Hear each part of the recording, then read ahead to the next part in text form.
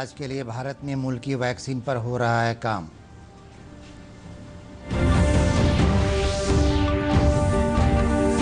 बिहार में गुज़श्ता 24 घंटे में कोरोना से 1169 मरीज हुए सेहतयाब।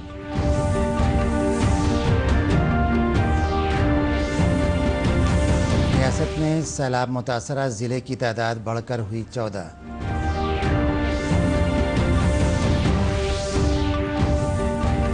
और औरंगाबाद में इंडियन बैंक से 69 लाख रुपए की लूट।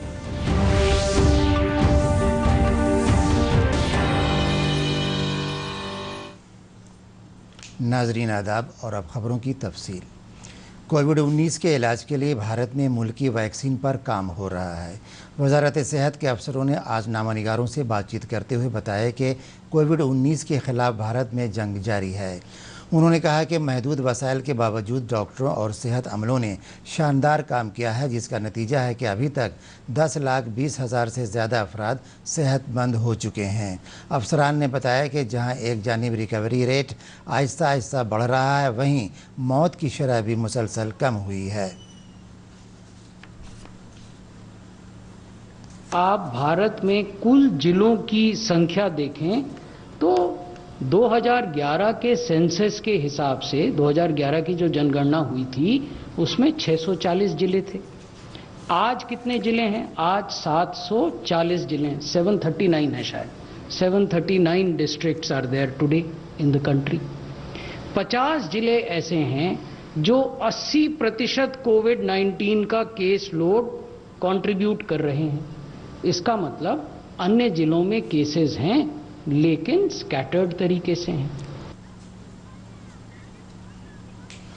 बिहार में कोरोना वायरस के 1169 मरीज ठीक हुए हैं। इसके साथ ही कोरोना से सेहतमंद होने वालों की कुल तादाद बढ़कर 31,673 हो गई है।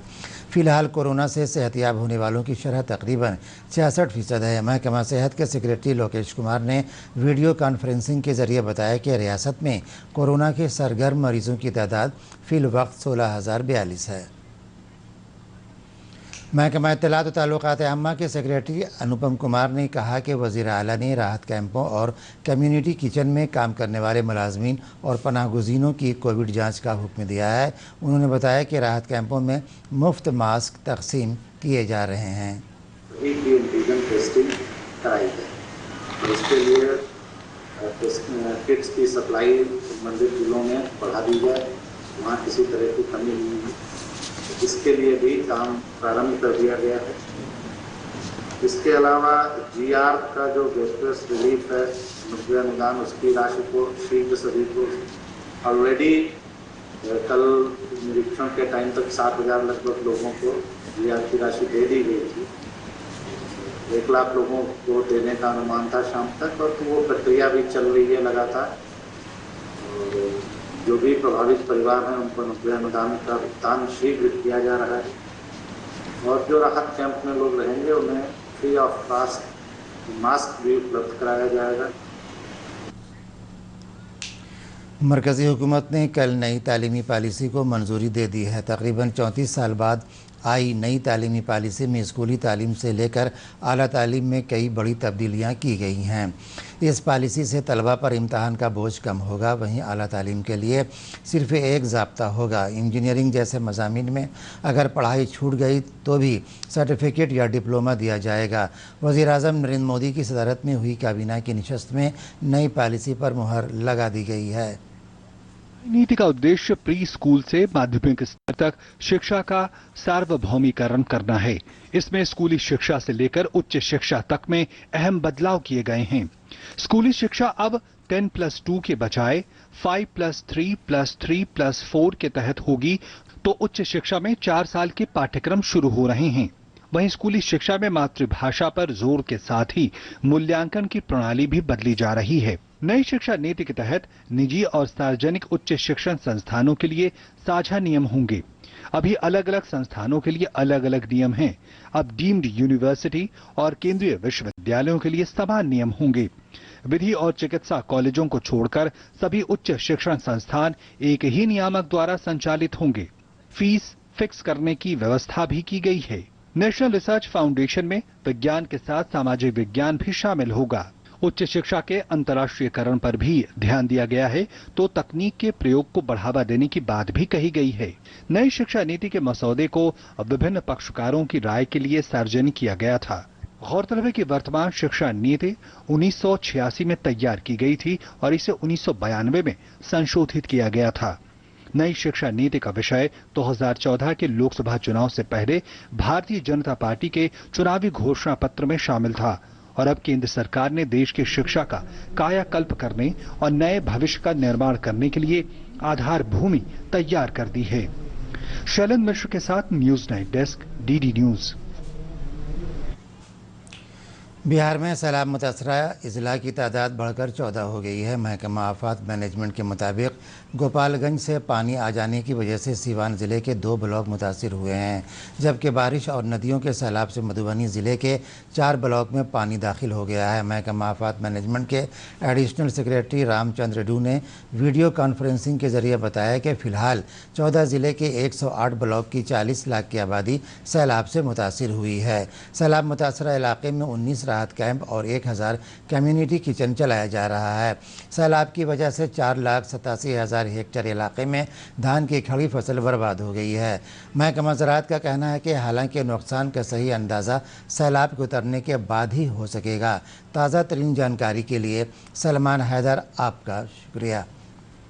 देखिए, अभी जो लेटेस्ट अपडेट हमें मिला है आपदा विभाग से, आपदा प्रबंधन विभाग से, वो ये है कि जो प्रभावित जिले हैं उनकी संख्या बढ़कर के 14 हो गई है। 2 पंचायतें सारण जिले की, सीवान जिले की और 4 पंचायतें मधुबनी जिले की भी बाढ़ प्रभावित हो गई हैं, क्योंकि वहां पे जो पड़ोस से सीवान में अगर कहें तो गोपालगंज से पानी बहुत काफी मात्रा में आ गया है और इसी तरह से मधुबनी में भी जो आसपास जो नदियां हैं, अधवारा समूह की या बागमती है, इन नदियों से पानी आ रहा है। तो अब जो बाढ़ प्रभावित जो जिले हैं उनकी संख्या बढ़कर के ये हो गई है 14 और 40 लाख की आबादी अभी बाढ़ से प्रभावित हो गई है। जी, ताज़ा जानकारी के लिए सलमान, आपका बहुत बहुत शुक्रिया। अब आगे बढ़ते हैं खबरों में। औरंगाबाद ज़िले के दाऊदनगर थाना हल्का में इंडियन बैंक के जिनोरिया शाख से आज मुसल्लह लुटेरों ने 69 लाख रुपए लूट लिए। इस दौरान लुटेरों ने बैंक के सिक्योरिटी गार्ड को चाकू मारकर जख्मी कर दिया। Incharge police superintendent Pankaj Kumar ने बताया कि बैंक खुलने के बाद 2 मोटरसाइकिल पर सवार 4 जराइम पेशे बैंक में दाखिल हुए थे। उन्होंने बताया कि जराइम पेशों की गिरफ्तारी के लिए खुसूसी टीम तश्कील दी जा रही है। 3 मोटरसाइकिल पे 7-8 अपराध कर्मी आए, गार्ड को कैप्चर किया, गार्ड को जख्मी किया, भीतर ले गए, कैशियर काउंटर से पैसा लिया, फिर उसके बाद चेस्ट खुलवाया, चेस्ट से पैसा लिया गया।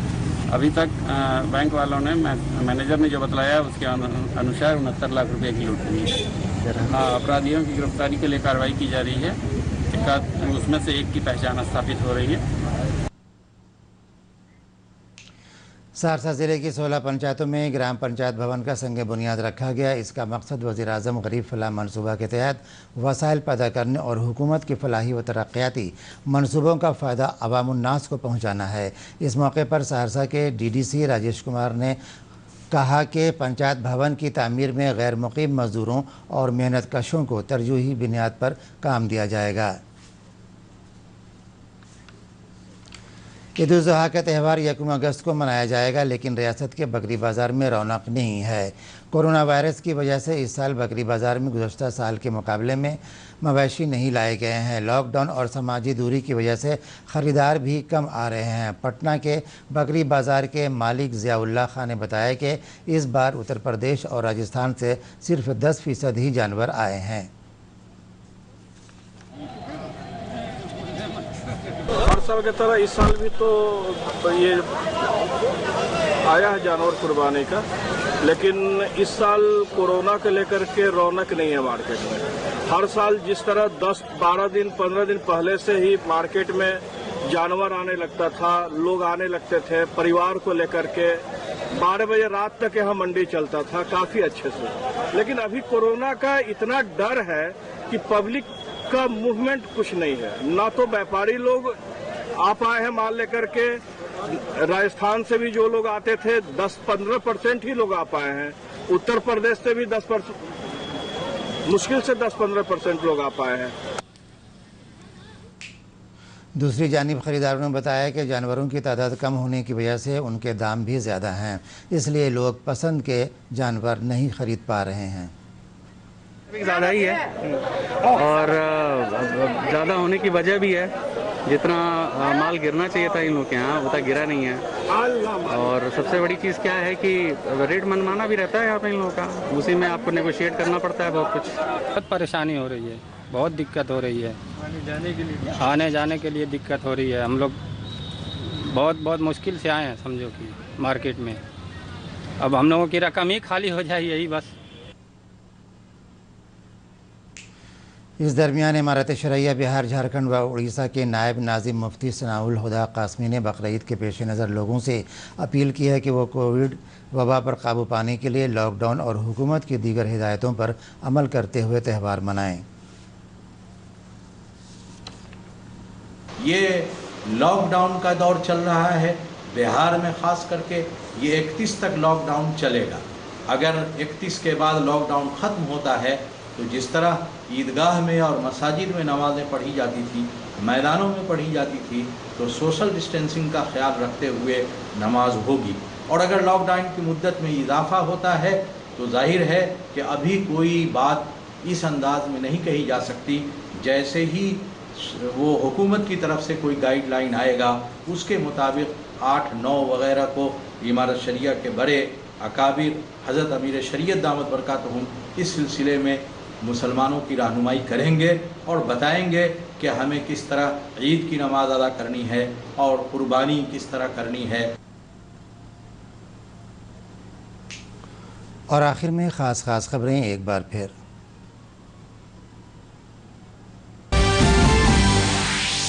कोविड-19 के इलाज के लिए भारत में मुल्की वैक्सीन पर हो रहा है काम।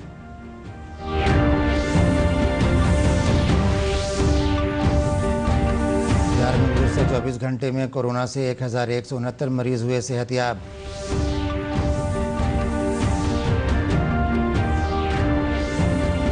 रियासत में सैलाब मुतासरा ज़िला की तादाद बढ़कर हुई 14।